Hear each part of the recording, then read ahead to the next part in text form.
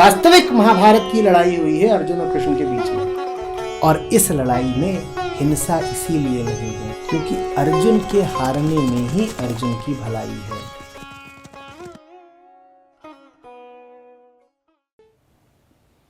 Climate change की बात तो मैं 10 साल से कर रहा हूँ लगातार।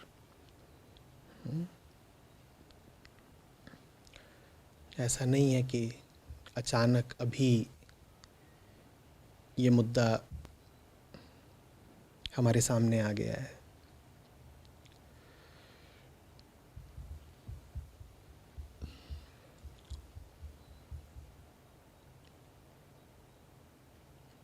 आमतौर पर मीडिया इत्यादि में तुम जो पढ़ते हो ग्लोबल वार्मिंग, वैश्विक तापन के बारे में,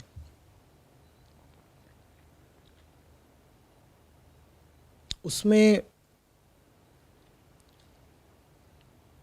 वैज्ञानिक तथ्य होते हैं, संख्याएं होती हैं,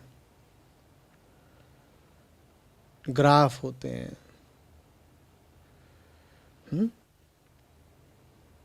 कोई बताता है कि समुद्र का जल स्तर कितने मिलीमीटर या सेंटीमीटर बढ़ चुका है, बढ़ जाएगा। कोई बताता है कि तापमान कितना बढ़ चुका है और आगे बढ़ जाएगा। तो इस तरह की खबरें पढ़ते होगे, या फिर क्लाइमेट चेंज के इर्द गिर्द जो राजनीति होती है उसकी खबरें पढ़ते होगे। 2009 में कोपेनहेगन में ओबामा ने क्या किया, 2015 में फ्रांस में क्या हुआ।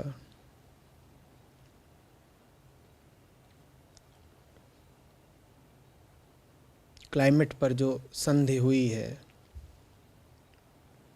उसको कितने देशों की सरकारों ने अभी तक भी रेटिफिकेशन, मान्यता नहीं दी। इस तरह की खबरें पढ़ लेते हो। लेकिन ये जो देख रहे हो अपने आसपास होते हुए, वो कोई हमसे बाहर की घटना नहीं है। बात भले ही ये की जा रही हो कि आर्कटिक की बर्फ पिघल रही है, समुद्रों का स्तर बढ़ रहा है, इत्यादि इत्यादि, पर जो हो रहा है वो सबसे पहले आदमी के अंदर की घटना है, जो बाहर पृथ्वी पर, ज़मीन पर दिखाई दे रही है, परिलक्षित हो रही है, एक्सप्रेस हो रही है। समझ रहे हैं? ग्लोबल वार्मिंग को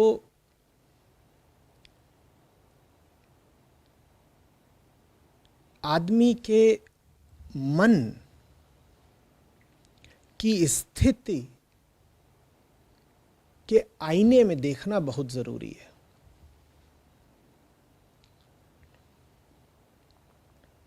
मैं कहा करता हूं कि बाहर जो ये तापमान बढ़ रहा है ये भीतर के बुखार से संबंधित है। आदमी ज्वर में है, बुखार में है, आंतरिक तरीके से। आदमी के भीतर का बुखार ही पृथ्वी का बुखार बन गया है।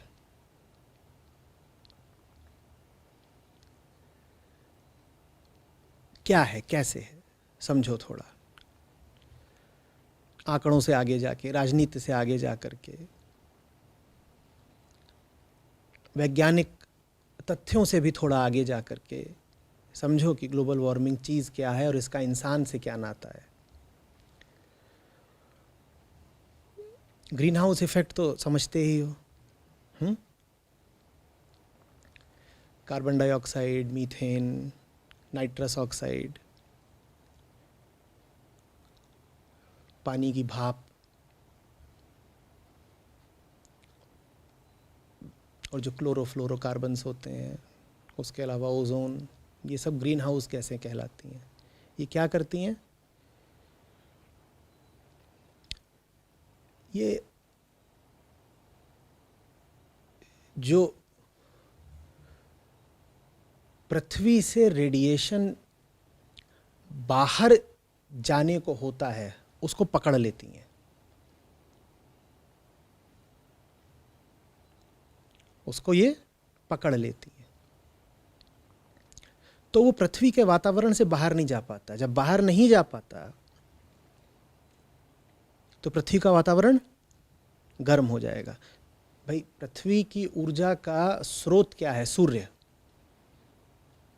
थोड़ी बहुत ऊर्जा पृथ्वी के भीतर की गर्मी से आती है जब कोई ज्वालामुखी इत्यादि फटता है, नहीं तो अधिकांशतः पृथ्वी की जितनी ऊर्जा है वो कहाँ से आती है? सूरज से आती है। अब सूरज से जो प्रकाश आता है वो पृथ्वी की सतह से टकरा के वापस लौटता है।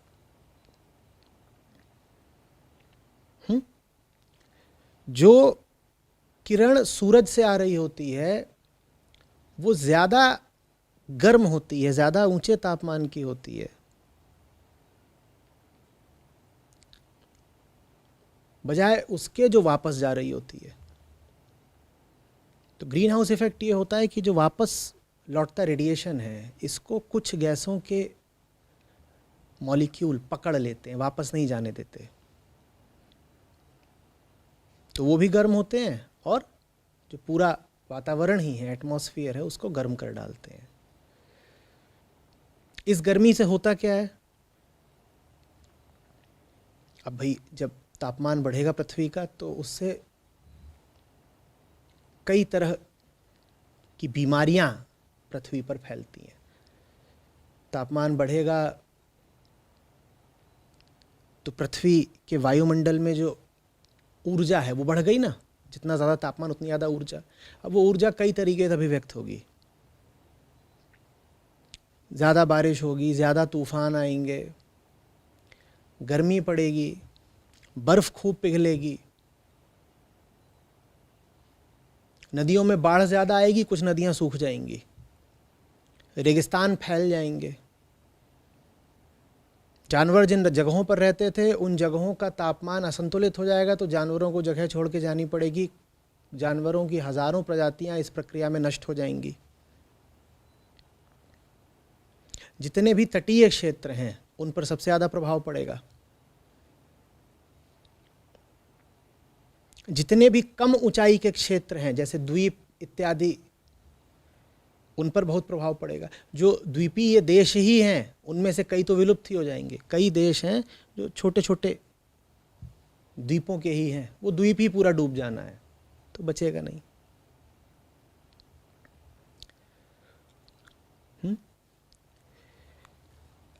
और ये सब जो होगा इसके फीडबैक इफेक्ट होते हैं।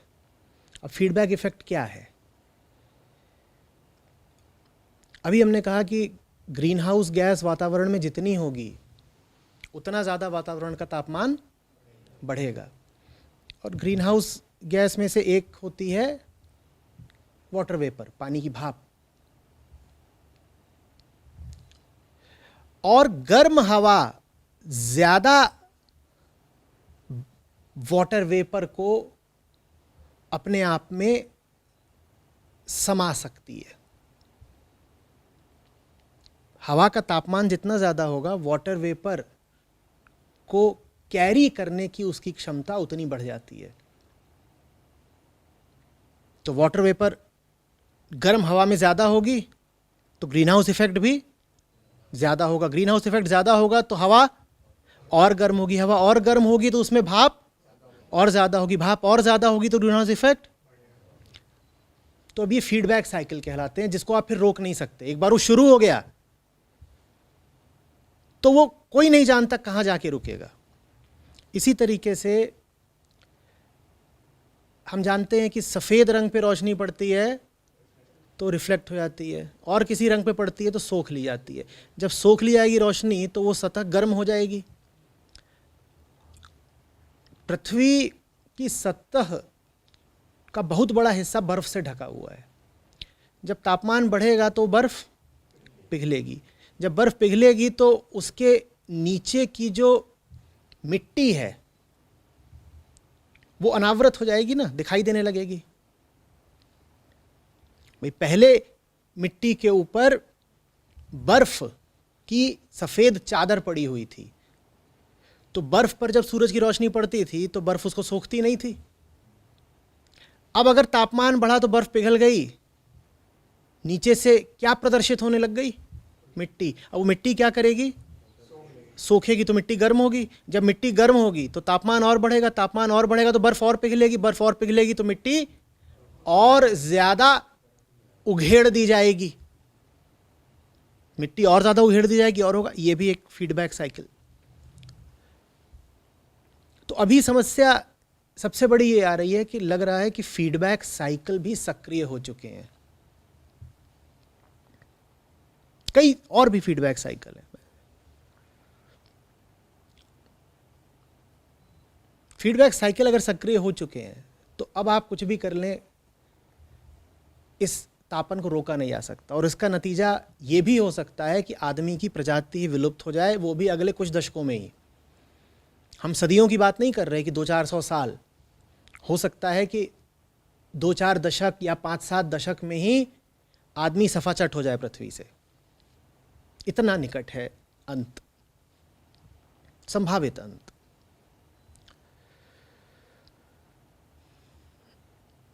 पार्ट्स पर मिलियन में नापते हैं कार्बन डाइऑक्साइड को। औद्योगिक क्रांति से पहले 270-280 ppm कार्बन डाइऑक्साइड होती थी। अभी बताइएगा कितनी होगी? नहीं, इतनी नहीं होगी। उतनी हो गई तो फिर तो खत्म। अभी 450। 1990,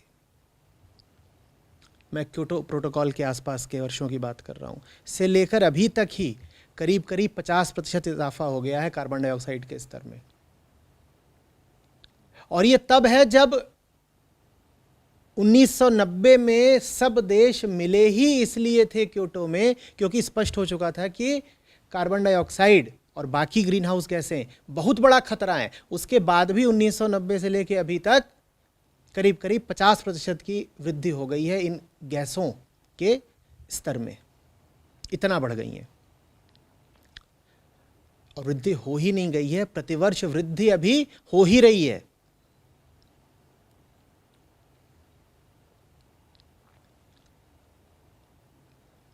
हम कितनी बड़ी समस्या के सामने खड़े हैं उसको जानने के लिए बस इतना समझ लीजिए कि अगर हमको स्थिति को नियंत्रण में लाना है तो हर आदमी अधिक से अधिक साल में 2 टन कार्बन डाइऑक्साइड इक्विवेलेंट का उत्सर्जन कर सकता है। भाई कार्बन डाइऑक्साइड आदमी से ही तो पैदा हो रही है ना। दुनिया में कार्बन डाइऑक्साइड जहाँ से भी उत्सर्जित हो रही है अंततः आदमी के लिए ही है वो जगह। भाई फैक्ट्री से भी निकल रही तो उस फैक्ट्री के उत्पाद का उपभोक्ता कौन है? आदमी। तो हम ये थोड़ी कहेंगे कि फैक्ट्री ने वातावरण को गंदा कर दिया। उस फैक्ट्री के माल का जो लोग उपभोग करेंगे उन्होंने गंदा किया ना। फैक्ट्री में चेतना या जान तो है नहीं, फैक्ट्री की अपनी तो कोई मंशा है नहीं। तो दुनिया से जितनी भी कार्बन डाइऑक्साइड उत्सर्जित होती है वो सब किनके लिए हो रही है? इंसानों के लिए हो रही है। तो आंकड़ा ये सामने आया है कि अगर इसको रोकना है तो अधिक से अधिक 2 टन प्रतिवर्ष कार्बन डाइऑक्साइड इक्विवेलेंट का उत्सर्जन एक आदमी कर सकता है।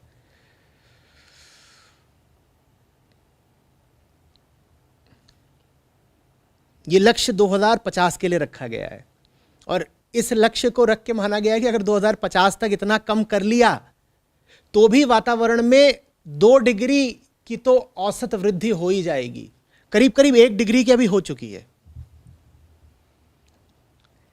जो आम औसत तापमान है उससे हम करीब 0.85 डिग्री सेंटीग्रेड आगे आ चुके हैं। 1 डिग्री ही मान लीजिए। और 2 डिग्री का लक्ष्य रखा गया है कि 2 डिग्री पर रोक दो। भाई 2 डिग्री पे रोकने पर भी वैज्ञानिक कह रहे हैं कि अगर आपने 2 डिग्री पर भी रोक दिया तो भी प्रलय है, और 2 डिग्री से आगे चला गया तो पूछो ही मत, वो तो अकल्पनीय है कि क्या होगा। 2 डिग्री पर भी रोकने पर सुरक्षित हैं आप, ऐसा नहीं है। और 2 डिग्री पर रोकने के लिए भी आपको हर आदमी द्वारा उत्सर्जित की जा रही कार्बन डाइऑक्साइड कितने पर रोकनी पड़ेगी? प्रतिवर्ष 2 टन पर रोकनी पड़ेगी। अभी कितनी है, कोई अनुमान लगाना चाहेगा? अरे इतनी भी नहीं है बेटा, इतनी है, भारत की नहीं है, विश्व का औसत नहीं है 10 टन। अमेरिका की है 16 टन, अमेरिका की, ऑस्ट्रेलिया की 16 टन प्रति व्यक्ति प्रतिवर्ष है, और होनी कितनी चाहिए? 2 टन। और ये जो 16 टन है, ये 16 नहीं है, ये हर साल बढ़ रही है, 16 से 16.5, 17 लाना है 2 पे, और वो हर साल बढ़ती जा रही है। भारत की 2 टन से कम है, पर भारतीय भी उसे बढ़ाने पर उतारू हैं। विश्व की 3-4 टन के औसत पर है, विश्व की 3-4 टन प्रति व्यक्ति के औसत पर है, भारत की अभी 2 टन से कम है। तो इस स्थिति पर हम खड़े हुए हैं, ये आंकड़े थे।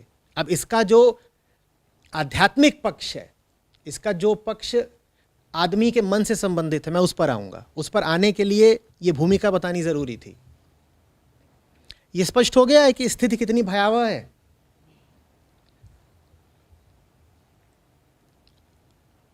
अगर हम 2 टन प्रति व्यक्ति प्रतिवर्ष कार्बन डाइऑक्साइड पर भी आ जाते हैं, तो भी कितना तापमान बढ़ जाएगा? 2 डिग्री। और 2 डिग्री भी बढ़ गया तो कयामत है। अगर हम 2 टन पर आ गए तो भी 2 डिग्री बढ़ेगा, और 2 डिग्री का बढ़ना भी प्रलय जैसी बात है। और अभी जो हमारी हालत है, उस पर हम किसी भी तरीके से 2 डिग्री पर रुकने नहीं वाले हैं। मैं कह रहा हूं कि वैज्ञानिक हलकों में आशंका अब व्यक्त की जा रही है कि फीडबैक इफेक्ट सक्रिय हो चुके हैं। हो सकता है 2050 तक ही तापमान 4, 4.5 या 5 डिग्री भी बढ़ चुका हो औसतन। उतना अगर बढ़ गया तो आग लगेगी। और हम बहुत दूर की बात नहीं कर रहे हैं, हम अपने जीवन काल की बात कर रहे हैं। हम देखेंगे ये सब अपनी आंखों से होता हुआ, अपने साथ होता हुआ देखेंगे।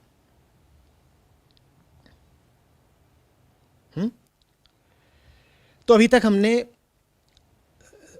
तथ्य के तल पर 1-2 बातें समझी। पहली बात, कार्बन डाइऑक्साइड, मीथेन इत्यादि गैसें जितनी हैं वातावरण में, ये वातावरण के तापमान को बढ़ाती हैं। वातावरण के तापमान के बढ़ने के कारण धरती पर तरह तरह के अनिष्ट होते हैं। और हमने ये भी देखा कि जितना ग्रीन हाउस गैसों का कंसंट्रेशन बढ़ गया है अब वायुमंडल में, उसको वापस लाने के आदमी के प्रयास सफल होते दिखाई नहीं दे रहे हैं। क्योंकि आदमी ने तो 1990 से सभाएं और कॉन्फ्रेंसेस और कन्वेंशंस शुरू कर दी थी, और अभी तक भी करता जा रहा है। नतीजा क्या है? कार्बन का स्तर तो लगातार बढ़ ही रहा है। तो एक बात तो स्पष्ट हो गई है कि यह काम सरकारों के बस का शायद है नहीं। सरकारों के बस का क्यों नहीं है वो भी हम समझेंगे। यह काम सरकारों के बस का नहीं है, यह काम वैज्ञानिकों के बस का भी नहीं है, क्योंकि जो तथ्य और आंकड़े मैं आपको बता रहा हूं ये सार्वजनिक है, सबको पता है। लेकिन फिर भी आदमी वायुमंडल में कार्बन डाइऑक्साइड का उत्सर्जन, एमिशन करे ही जा रहा है। ये जो आंकड़े मैं आपको दे रहा हूं ये आए दिन अखबारों में छपते हैं, क्या फर्क पड़ रहा है? सरकारें मिलती हैं, बैठती हैं, पेरिस अकॉर्ड की बात करती रहती हैं, क्या फर्क पड़ रहा है?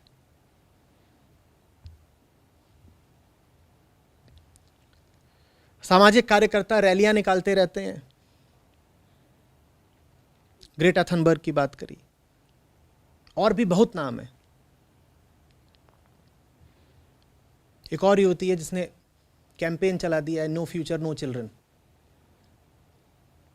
टीनेजर्स उसमें शपथ लेते हैं, कहते हैं कि अगर दुनिया का यही हाल रहा तो हम बच्चे ही नहीं पैदा करेंगे, क्योंकि इस दुनिया में बच्चे लाने से लाभ क्या। तो कई अभियान चल रहे हैं, पर उनमें से कोई भी अभियान सफल होता दिखाई नहीं दे रहा है।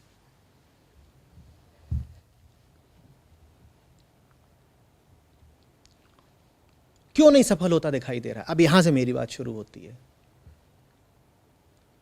क्योंकि ये बात आदमी के मन की है, आदमी के मूल पहचान की है। ये समस्या वास्तव में आध्यात्मिक है, और जब तक आध्यात्मिक तल पर इस समस्या को संबोधित नहीं किया जाएगा, मानव जाति के बचने की कोई संभावना नहीं है।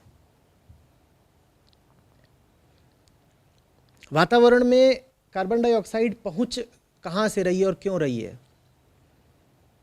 26% जो कार्बन डाइऑक्साइड वातावरण में पहुंच रही है, उसका संबंध आदमी के खान पान से है।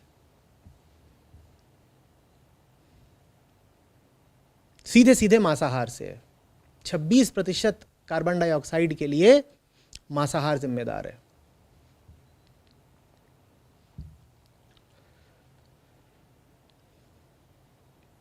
और बाकी चीजों के लिए फ्रेट एंड ट्रांसपोर्टेशन। आप जिन भी चीज़ों का उपयोग करते हैं वो आपके पास ट्रक से लाई जाती हैं, पानी के जहाज़ से लाई जाती हैं, हवाई जहाज़ से लाई जाती हैं। उस सब में क्या होता है? फॉसिल फ्यूल जलाया जाता है ना। फॉसिल फ्यूल जलाया जाता है ना। फॉसिल फ्यूल समझते हो ना क्या होता है? गैस, पेट्रोल, डीजल, ये सब फॉसिल फ्यूल कहलाते हैं। जिसमें हाइड्रोकार्बन्स होते हैं, वो जलते हैं तो कार्बन डाइऑक्साइड निकलती है।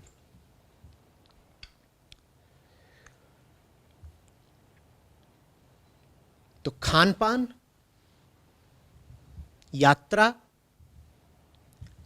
कंस्ट्रक्शन, 15% कार्बन उत्सर्जन का जिम्मा है कंस्ट्रक्शन एक्टिविटी से। बिल्डिंग कंस्ट्रक्शन, वो बिल्डिंग जरूरी नहीं आपका घर हो, वो आपका दफ्तर भी हो सकती है, वो कोई होटल भी हो सकता है, जहां कहीं भी कंस्ट्रक्शन हो रहा है।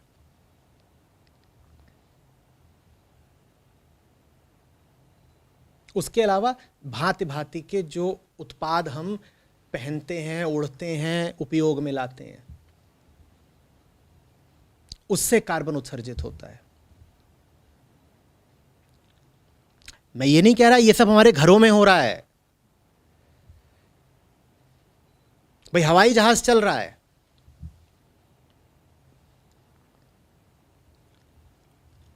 हवाई जहाज जो धुआं छोड़ रहा है वो तो वायुमंडल की ऊपरी तहों में छोड़ रहा है। आपके घर से वो कार्बन डाइऑक्साइड नहीं निकल रही है, पर वो जो धुआं हवाई जहाज छोड़ रहा है वो किसकी खातिर छोड़ रहा है? वो आपकी खातिर छोड़ रहा है ना।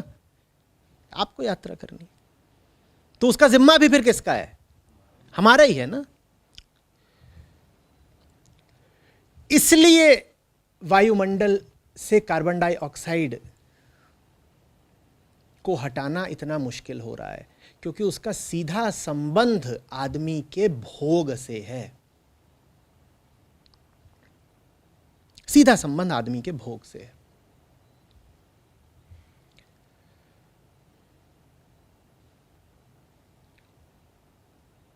तो जानने वालों ने दो बातें कही हैं। वो कह रहे हैं या तो भोग कम कर दो या भोगने वालों की संख्या कम कर दो, और कोई तरीका नहीं है। या तो प्रति व्यक्ति जितना कंजम्पशन हो रहा है, उपभोग हो रहा है, या तो वो कम करो, और इतना कम करो कि अमेरिका में 16 टन उत्सर्जन है, उसको 2 टन के स्तर पे ले आ दो। या तो भोग कम कर दो या फिर भोगने वालों की संख्या कम कर दो, और कोई तरीका नहीं है। और हमसे दोनों ही काम नहीं हो रहे, क्योंकि हमारे लिए तो सुखी जीवन का मतलब ही यही होता है कि हम भोग रहे हैं और हमारा एक कुनबा है, एक परिवार है, वो भी भोग रहा है। भोगने से काम नहीं चलता ना। हम सिर्फ वस्तुओं को, पदार्थों को नहीं भोगते, स्त्री पुरुष एक दूसरे के शरीर को भी तो भोगते हैं, और उससे पैदा होते हैं बच्चे, और वो जो बच्चा है वो आगे चल के और भोगेगा। अब आपको एक हैरत अंगेज आंकड़ा बताता हूं।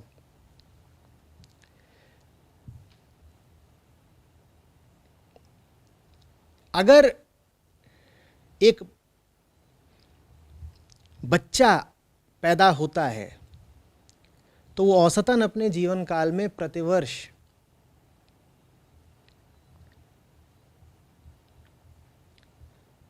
58 टन कार्बन डाइऑक्साइड का उत्सर्जन करेगा।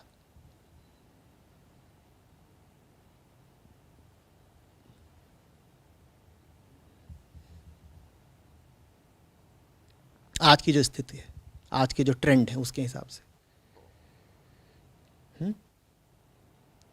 उसकी तुलना में अगर आप कार्बन डाइऑक्साइड कम करने के दूसरे तरीके लगाते हैं तो उन तरीकों से 1 टन कम हो सकती है कार्बन डाइऑक्साइड, 2 टन कम हो सकती है, आधा टन कम हो सकती है। तो जिन्होंने इस पूरे गणित को समझा है वो कह रहे हैं कि अगर तुम्हें ग्लोबल वार्मिंग रोकनी है तो जो एक सबसे कारगर तरीका है वो ये है कि एक बच्चा कम पैदा करो। एक बच्चा अगर तुमने कम पैदा किया तो 58 पॉइंट तुम्हारे हैं। उसकी जगह अगर तुम दूसरे तरीके आजमा रहे हो, दूसरे तरीके क्या होते हैं? पेड़ लगा देंगे। अब पेड़ लगाने से यह समझो कि एक पेड़ 40 साल में 1 टन कार्बन डाइऑक्साइड सोखता है।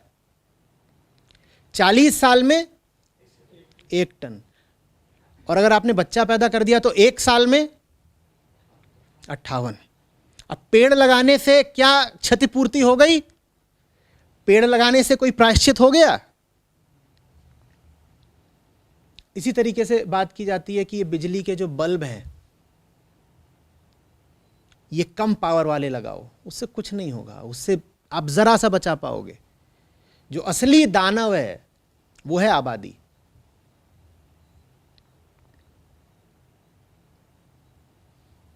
कौन सी आबादी? ऐसी आबादी जो उपभोग करने पर उतारू है।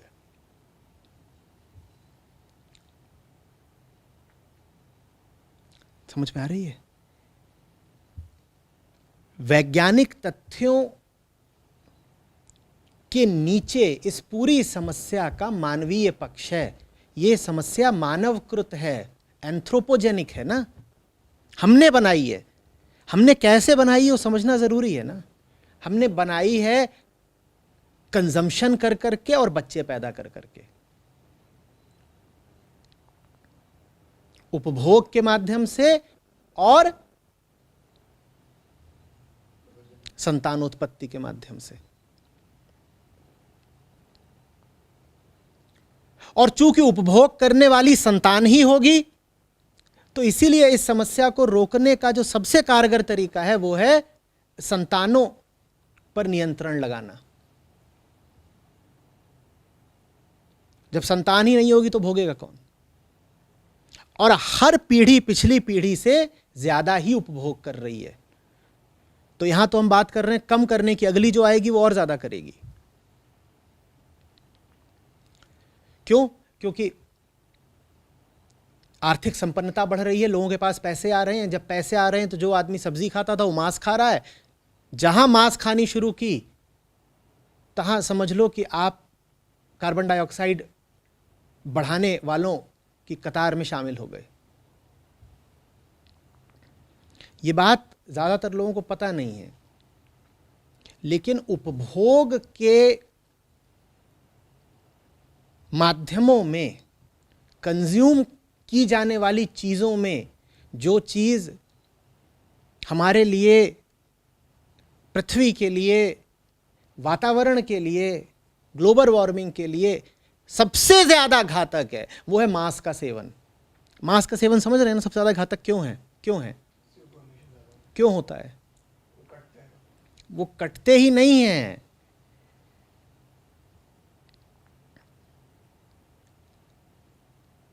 वो जीते किस पर हैं? घास पर। और घास का मैदान कहां से आएगा?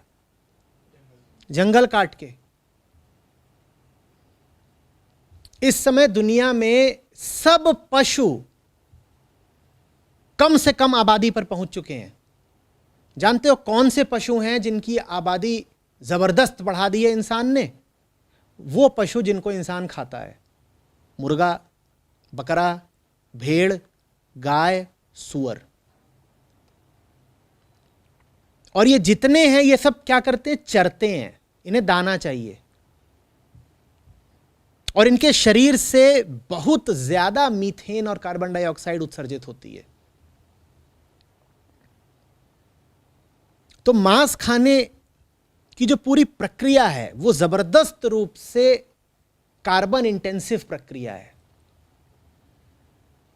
और पश्चिमी जगत जितना प्रति व्यक्ति मीट मांस डॉक्टरों द्वारा कहा गया है कि उच्चतम सीमा है, उससे 5 गुना खा रहा है।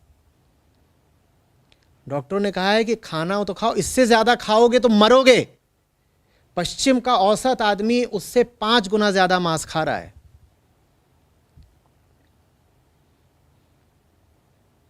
और खा खा के हमने पृथ्वी को बुखार चढ़ा दिया है, मांस खा खा के। मांस खाने वाले समझ ही नहीं रहे हैं कि वो पूरी मानवता के प्रति कितना जबरदस्त अपराध कर रहे हैं। मांस खाना कोई आपका व्यक्तिगत मसला नहीं है भाई। सिगरेट पीना क्या आपका व्यक्तिगत मसला है? आप एक कमरे में होते हो, आप सिगरेट का धुआं छोड़ना शुरू कर देते हो तो आपको तत्काल क्या कहा जाता है? साहब यहां और लोग भी हैं, आप जो कर रहे हो उसका असर दूसरों पर पड़ रहा है। इसी तरह मांस खाना भी अब किसी का व्यक्तिगत मामला नहीं है। कोई कहे कि भाई मेरी थाली पर कुछ भी रखा है, आपको क्या आपत्ति है? आपकी थाली पर जो रखा हुआ है उससे मेरे ग्रह की बर्बादी हो रही है। तो ये आपकी कोई व्यक्तिगत बात नहीं है कि आप जो कुछ भी खा रहे हो। और मांस में भी जो मांस सबसे ज्यादा जिम्मेदार है कार्बन डाइऑक्साइड बढ़ाने के लिए वो है भैंस और गाय का मांस, क्योंकि ये जानवर बड़े होते हैं। कोई धार्मिक इत्यादि कारण नहीं, सीधा सीधा वैज्ञानिक कारण।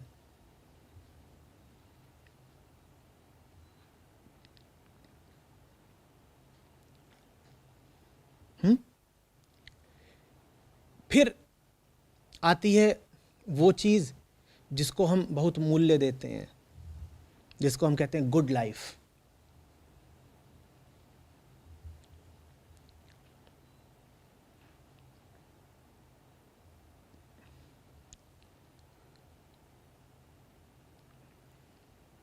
हर चीज उपभोग के लिए उपलब्ध होनी चाहिए।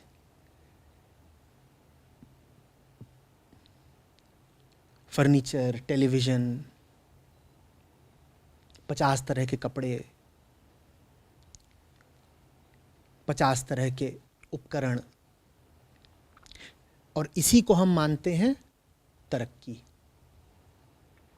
एक एक चीज जिसको हम तरक्की से संबंधित मानते हैं,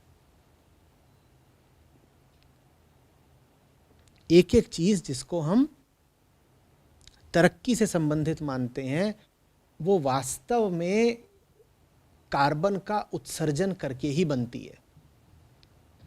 यही वजह है कि जिन मुल्कों में सबसे ज्यादा तथाकथित तरक्की है, उन्हीं मुल्कों में सबसे ज्यादा कार्बन का उत्सर्जन हो रहा है। और आगे की मजेदार बात यह कि उन्हीं मुल्कों में सबसे ज्यादा क्लाइमेट डिनायल है। आज भी अगर कोई मुल्क है, कोई देश है जहां क्लाइमेट चेंज को नकारने की कोशिश की जाती है, कहा जाता है नहीं नहीं ऐसा तो हो ही नहीं रहा। अमेरिका के राष्ट्रपति तक अभी मानने को तैयार नहीं है कि क्लाइमेट चेंज जैसी कोई चीज है। और वहां बड़ी बड़ी कंपनियां हैं, शेल, एक्सन मोबिल, अमेरिकी कंपनियां भी हैं, यूरोपियन कंपनियां भी हैं, जो उतारू हैं ये सिद्ध करने पर अभी भी कि क्लाइमेट चेंज उतनी बड़ी समस्या है नहीं जितनी बड़ी लग रही है। अभी कुछ दशकों पहले तक तो वो कह रही थी कि नहीं साहब तापमान बढ़ ही नहीं रहा है। फिर जब पुख्ता प्रमाण आ गए कि तापमान तो बढ़ ही रहा है, तो उन्होंने कहा तापमान बढ़ रहा है लेकिन कार्बन डाइऑक्साइड के कारण नहीं बढ़ रहा है। अब जब ये भी निर्विवाद रूप से सिद्ध हो चुका है कि तापमान बढ़ रहा है और कार्बन डाइऑक्साइड से ही बढ़ रहा है, तो वो कह रही है नहीं बढ़ तो रहा है लेकिन इससे उतने भी घातक परिणाम नहीं होंगे जितने घातक परिणाम बताए जा रहे हैं। जहां जितना ज्यादा उपभोग है वहां उतनी कार्बन डाइऑक्साइड और उतना ज्यादा झूठ है। उतना ही ज़्यादा झूठ भी है। प्रति व्यक्ति मांस का जितना उपभोग अमेरिका में है, दुनिया के किसी और बड़े मुल्क में नहीं है। इस मामले में तो वास्तव में यूरोप और अमेरिका की भी तुलना नहीं की जा सकती।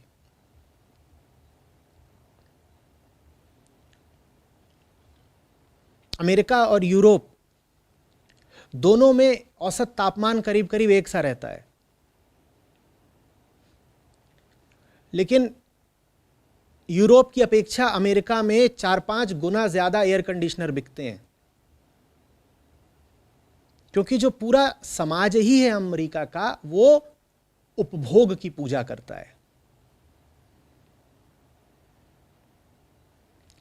यूरोप की अपेक्षा औसत अमेरिकी कहीं ज़्यादा मांस खाता है, कहीं ज़्यादा ऊर्जा का व्यय करता है। एनर्जी कंजम्पशन एक अमेरिकी घर में कहीं ज़्यादा होता है यूरोप से, और अगर भारत से या चीन से तुलना करें तो फिर तो कोई बात ही नहीं।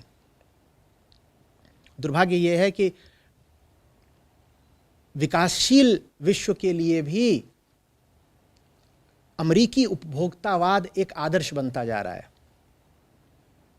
हम भी चाहते हैं कि हम भी उतना ही उपभोग करें जितना कि अमेरिका वाले करते हैं।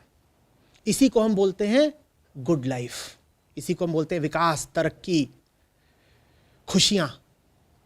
हमारी खुशियां खा गई पृथ्वी को। जितना हम भोग रहे हैं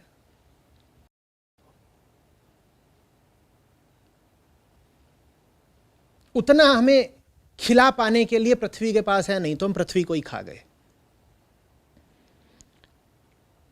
और हम कम पड़ रहे थे तो हमने अपनी तादाद बढ़ा ली ताकि हम बहुत सारे हो जाएं पृथ्वी को खाने के लिए। हम 8 अरब हो गए।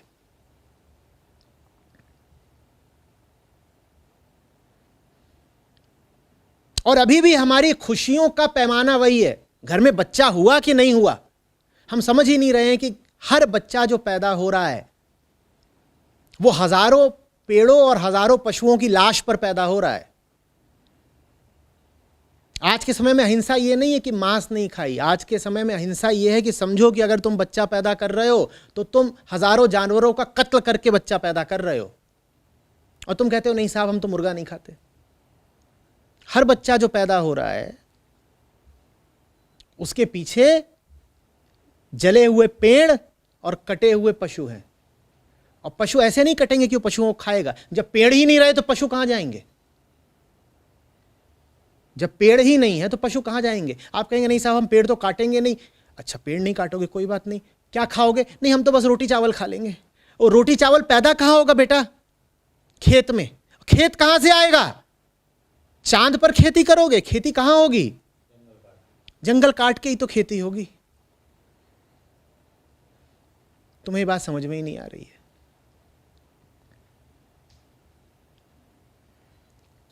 तो पहली बात तो हमारी खुशियां कहती हैं कि भरा पूरा घर रहे, खुशियों से गुलजार रहे, किलकारियां गूंजती रहें। और उसके बाद जितने लोग हों घर में वो सब छक करके कंजम्पशन करें,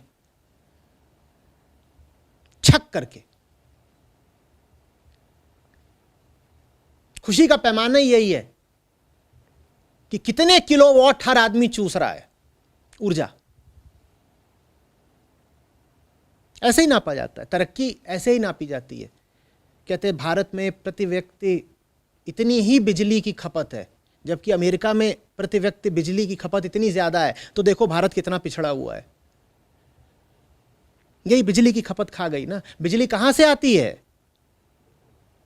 कोयला जला के आती है। आज भी विश्व में अधिकांश बिजली कोयला जला के आती है, और कोयला जलेगा तो क्या निकलेगा? और आदमी जितनी भी चीज़ों को भोगना चाहता है उन चीज़ों के निर्माण में क्या लगती है? ऊर्जा। ऊर्जा माने बिजली। आदमी की सबसे बड़ी ज़रूरत इस समय क्या है? ऊर्जा। और ऊर्जा तो आएगी ही ना फॉसिल फ्यूल जला करके, और कहाँ से लाओगे? लोग कहते हैं नहीं साहब कार पुरानी हो गई है, नई ले आएंगे। ठीक है, लेकिन पुरानी कार 3 थी जो ज्यादा पेट्रोल पीती थी, नई कार कम पेट्रोल पीती है लेकिन नई कार 30 है। अब बताओ पहले की अपेक्षा कार्बन कम उत्सर्जित होगा या ज्यादा? क्योंकि पहले की कार धुआं भले ज्यादा छोड़ती थी पर कार थी ही कुल 3 मोहल्ले में। आज मोहल्ले में कितनी कार है? 30। अब बताओ धुआं कम हुआ या बढ़ा?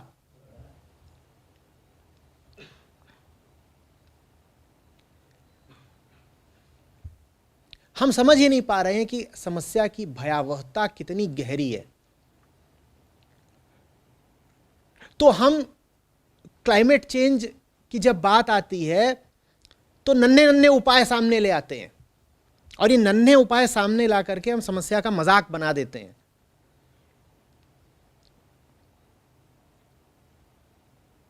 कोई कहता है देखिए हमारी ना डीजल कार थी, उसको बेच के हम हाइब्रिड कार ले आए हैं या इलेक्ट्रिक कार ले आए हैं, ये हमारा योगदान है इस समस्या के समाधान के प्रति।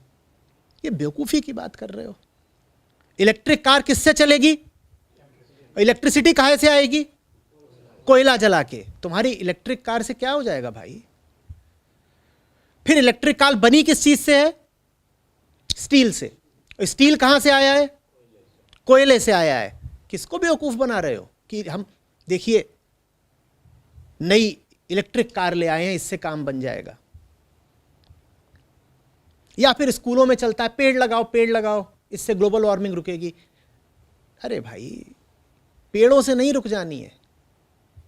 अब वो सीमा हम कब की पीछे छोड़ आए कि वृक्षारोपण से हम ग्लोबल वार्मिंग रोक लेंगे। पेड़ बेचारे को तो बड़ा होने में ही 10 साल लग जाएंगे, और हमने कहा कि एक पेड़ 40 साल अगर जिएगा तो 1 टन कार्बन डाइऑक्साइड सोख पाएगा बेचारा। अगर 40 साल जीने पाया तो 40 साल जिएगा भी कैसे? हमें तो खेत बनाने हैं, कंक्रीट जंगल बनाने हैं। एक बच्चा 58 टन कार्बन डाइऑक्साइड, एक पेड़ 40 साल में 1 टन। अब बताओ कितने पेड़ लगाओगे? कितने पेड़ लगाओगे? और लोग इस तरह की बात करते हैं, रिसाइकल करो, 3 स्टार एसी की जगह 5 स्टार एसी खरीद लो। ये सब कार्बन को कम करेंगे थोड़ा सा, इसमें कोई संदेह नहीं है, पर ज्यादा बड़ी दिक्कत यह है कि ये सब छोटी छोटी चीजें करके हमें लगेगा हमने प्रायश्चित कर लिया, हमें लगेगा हमारे कर्तव्य की इतिश्री हो गई। हम कहेंगे देखो ना हम जिम्मेदार नागरिक हैं, हम प्लास्टिक का कम इस्तेमाल करते हैं, हमने 4 पेड़ लगा दिए हैं, हम 3 स्टार की जगह 5 स्टार एसी का इस्तेमाल करते हैं, हमने फिलामेंट बल्ब की जगह कौन से कहते हैं ये एलईडी बल्ब लगा दिए हैं।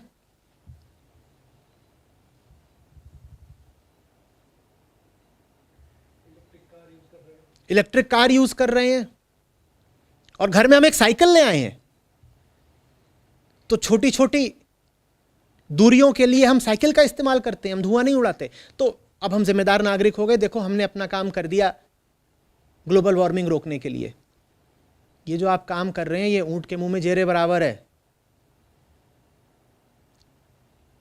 जो असली काम चाहिए वो है कि उपभोक्तावादी मन को, उपभोक्तावादी संस्कार को ही रोका जाए, और उससे भी ज्यादा जो काम चाहिए वो ये है कि आदमी की ये धारणा तोड़ी जाए कि घर में संतान का होना बहुत जरूरी है। जब तक संतान पैदा करने की आदमी की धारणा नहीं तोड़ी जाएगी, पहली बात, और दूसरी बात, जब तक आदमी के मन से यह धारणा नहीं निकाली जाएगी कि जीवन की सफलता वस्तुओं के संग्रह और वस्तुओं के उपभोग में है, तब तक समझ लीजिए कि इस पृथ्वी के बचने की कोई संभावना नहीं है। तो कुल मिला जुला के मैं देख रहा हूं कि पूरी बात आध्यात्मिक है। 2 ही तलों पर इसका समाधान मुझे दिखाई दे रहा है। पहला, जो सबसे महत्वपूर्ण तल है, आदमी के मन से ये धारणा निकालो कि बच्चा पैदा करना बहुत बड़ी, बहुत कीमती, बहुत सम्माननीय, बहुत जरूरी, बहुत केंद्रीय बात है। और दूसरी बात, आदमी के मन से धारणा निकालो कि जो जितना उपभोग कर रहा है, जो जितना कंज्यूम कर रहा है, वो उतना सुखी है। सुख और उपभोग का हमने जो रिश्ता बना लिया है, उसको तोड़ो। और ये दोनों ही काम सरकारें नहीं कर पाएंगी, इसीलिए सरकारी तल पर विफलता मिल रही है। सरकारें क्या कर लेंगी? जनतंत्र है भाई, सरकार तो वही करेगी ना जो लोग चाहेंगे। सरकार लोगों को बच्चा पैदा करने से थोड़ी रोक सकती है, इसीलिए उस तल पर सफलता मिलनी मुश्किल है। इसीलिए वैज्ञानिक भी कुछ नहीं कर पा रहे, इसीलिए सामाजिक कार्यकर्ता भी कुछ नहीं कर पा रहे, क्योंकि जो समस्या है वो आदमी की वृत्ति के तल पर है। उसका समाधान सिर्फ अध्यात्म कर सकता है। यह हमारी बड़ी पुरानी पाशविक वृत्ति है कि भोगो और कुनबा बढ़ाओ, भोगो और कुनबा बढ़ाओ। आप कोई भी जानवर देख लीजिए, उसे आप दो ही काम करता पाएंगे, या तो खा रहा होगा या मादा का पीछा कर रहा होगा। खाएगा, मादा का पीछा करेगा, खाएगा, मादा का पीछा करेगा। सड़क का कुत्ता हो चाहे जंगल का खरगोश, दो ही काम करता है ना, खाता है, संभोग करता है, और तो कुछ वो करता नहीं। बीच बीच में सो जाता है, आराम कर लेता है, ताकि थोड़ी ऊर्जा इकट्ठा कर ले खाना ढूंढने के लिए। जंगल में पशु जब तक ये काम कर रहा था कि बच्चे पैदा करो, कंजम्पशन करो, तब तक कोई बात नहीं थी, क्योंकि पशु की इच्छाएं सीमित होती हैं और पशु का सामर्थ्य भी सीमित होता है। वही काम जब आदमी ने करना शुरू कर दिया, अपनी बुद्धि का, अपने बल का सहारा लेकर के, तो विनाश की ये स्थिति हमारे सामने आ गई है। आप समझ रहे हो? ये जो ग्रीन टेक्नोलॉजीज इत्यादि की बात है, ये बिल्कुल बहाना है, इससे कुछ नहीं होगा। जो होगा बहुत थोड़ा होगा। करना हमको इतना है, फुट भर, और ये ग्रीन टेक्नोलॉजी इत्यादि से जो होगा वो होगा मिलीमीटर और सेंटीमीटर भर। जो असली समाधान है वो दूसरा है, और उसकी बहुत कम लोग बात कर रहे हैं। भाई, सारी समस्या इंसान की आबादी और इंसान का उपभोग है, और इन दोनों समस्याओं के केंद्र में आदमी की पाशविक वृत्ति है। उस वृत्ति को कौन हटाएगा? सरकारें हटा देंगी? वैज्ञानिक हटा देंगे? नहीं, उस वृत्ति को ना सरकारें हटा सकती हैं, ना वैज्ञानिक हटा सकते हैं। उस वृत्ति को सिर्फ अध्यात्म हटा सकता है।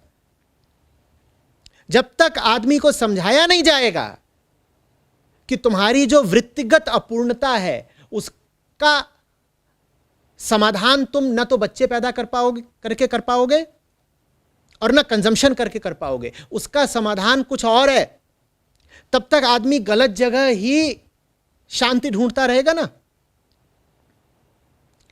भाई, जब आप अपनी अपूर्ण वृत्ति को शांत करना चाहते हो, तभी तो आप कंजम्पशन की ओर भागते हो ना, और कंजम्पशन से शांति मिलती भी नहीं। अब ये बात सरकारें थोड़ी आपको समझा पाएंगी, ये बात सरकारें नहीं समझा सकती, और ना ही ये बात सामाजिक नैतिकता के तल पर आपको समझाई जा सकती है। ये बात तो अध्यात्म और आध्यात्मिक ग्रंथ ही आपको समझा पाएंगे ना, कि आपको जिंदगी में जो चाहिए वो न तो कुनबा बढ़ा के मिलने वाला है, ना आदमी औरत इकट्ठा करके मिलने वाला है, और न ही और ज्यादा कपड़े और ज्यादा गाड़ियां और ज्यादा रुपया पैसा इकट्ठा करके मिलने वाला है। वो कहीं और मिलेगा। और जिस दिन आदमी को वो चीज, सही चीज मिलने लग गई, जिसके लिए उसकी अपूर्ण वृत्ति वास्तव में तड़प रही है, उस दिन वो उपभोग की दिशा में भागेगा ही क्यों? बात समझ रहे हैं? तो कुल मिलाजुला के हुआ यह है कि हमें वो नहीं मिल रहा हमें जिसकी तलाश है। क्यों? क्योंकि हमारा जीवन आध्यात्मिकता से रहित है। स्कूलों में नाम भी नहीं लिया जाता आध्यात्मिक ग्रंथों का। भाई, हम धर्मनिरपेक्ष लोग हैं ना, संतों ऋषियों की बात ही नहीं की जाती। बात की भी जाती है तो बस ऐतिहासिक संदर्भों में कि फलाने वर्ष में पैदा हुए थे, फलाने वर्ष में मर गए, इत्यादि इत्यादि। बच्चों का वास्तविक अध्यात्म से परिचय ही नहीं कराया जाता। और एक बार वो जीवन में आ गया, समाज में उतर आया, उसके बाद तो तमाम तरीके के सामाजिक दबाव और मीडिया और इधर उधर की बातें और भीतर से वृत्ति का उफान। वो कभी समझ ही नहीं पाता कि वो जी किस लिए रहा है, वो कभी समझ ही नहीं पाता कि भीतर की बेचैनी और तड़प वास्तव में है किस लिए। तो वो भीतर की बेचैनी का क्या इलाज ढूंढता है? उपभोग, कंजम्पशन। उसी कंजम्पशन से क्या पैदा हो जाती है? कार्बन डाइऑक्साइड बाद में पैदा होती है, पहले बच्चे पैदा होते हैं।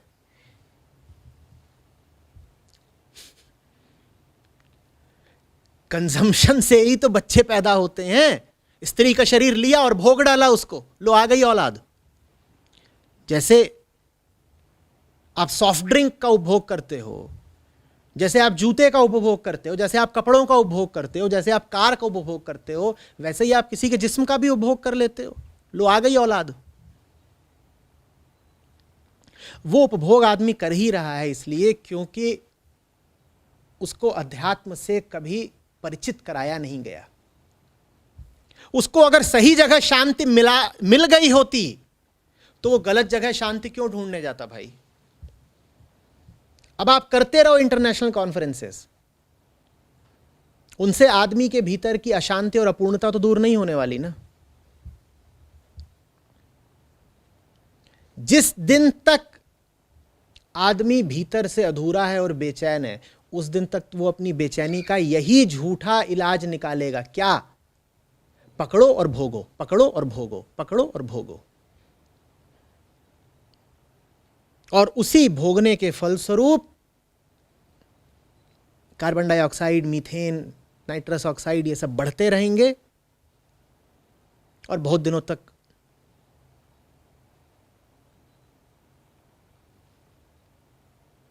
उनके बढ़ते रहने की नौबत नहीं आने वाली। उससे पहले ही मानवता ही पूरी साफ हो जाएगी। चले थे भोगने, चले थे पृथ्वी को खाने, पृथ्वी खा गई सबको।